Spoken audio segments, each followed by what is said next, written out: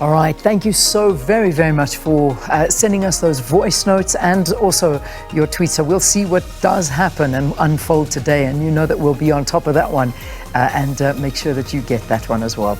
All right, that's where I'm going to say goodbye to you here from the Johannesburg studio, but there's still a lot happening at the Buy Local Summit. That's where Sakina is broadcasting from, and I know that the Minister is about to officially open up the conference, so the summit and the conference that's taking place side by side. So let's go over to SK and see what's happening there. Bye-bye from me. See you tomorrow morning.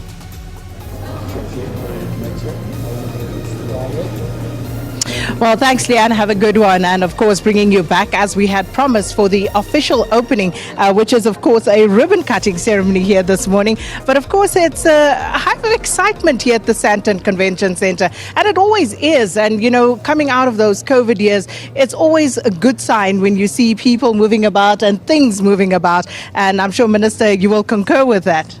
Indeed. In fact, it's great to be here this morning. We've got more than 200 exhibitors here, great South African products, young people getting jobs. This is a day to celebrate. This is about being proudly South African and using the skill, the knowledge, the technical capabilities of South Africans to do fantastic products that are storming markets elsewhere on the African continent and in Europe.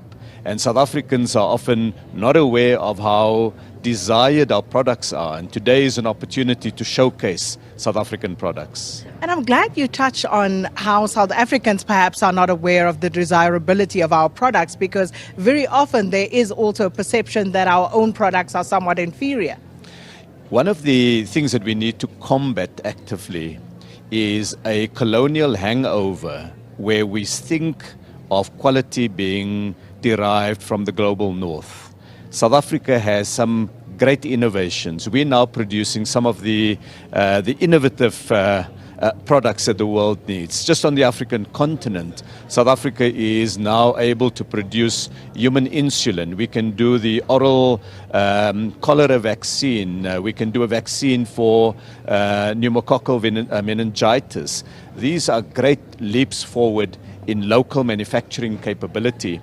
And if you go anywhere in the world and you see a Mercedes C-Class vehicle beautifully produced, chances are it was made in South Africa, because this is only one of 3 places in the world, Beijing in China, Bremen in Germany, and Buffalo City in South Africa, where the Mercedes-Benz is made. So there's lots to be proud about, lots to celebrate, but also opportunities for young people to come into industry and to transform the products with their ideas, with their creativity, and with their innovation.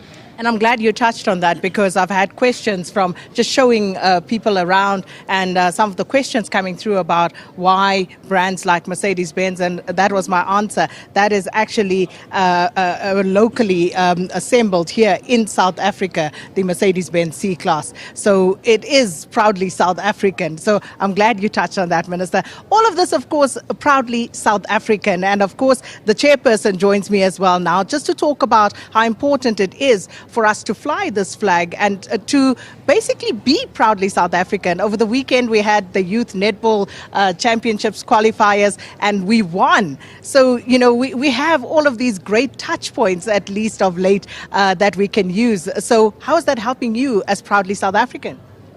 It's really important that consumers understand that we have a choice. And many of us don't look at the label when we buy goods in the store.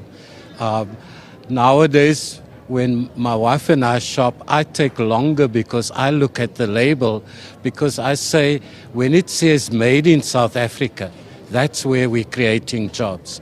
When it says made in anywhere else, that's where I pay to make jobs.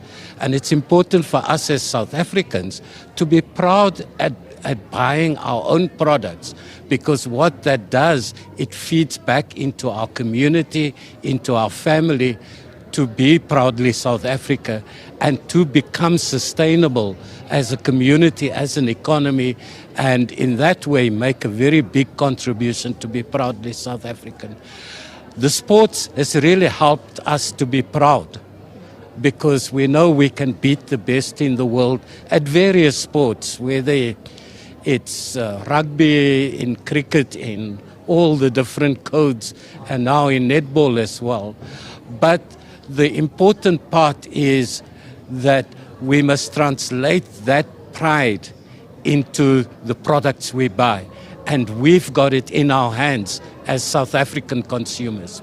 So I'm going to just step aside. Happy if you can come to my side, and we're going to bring that a pair of scissors so that we can now move on to the official opening and the ribbon cutting ceremony for the 12th annual Proudly South African Buy Local Summit and Expo. And of course, the Minister, along with the Chairperson of Proudly South Africa, the team, as well as the executive from ABSA, all of them in here.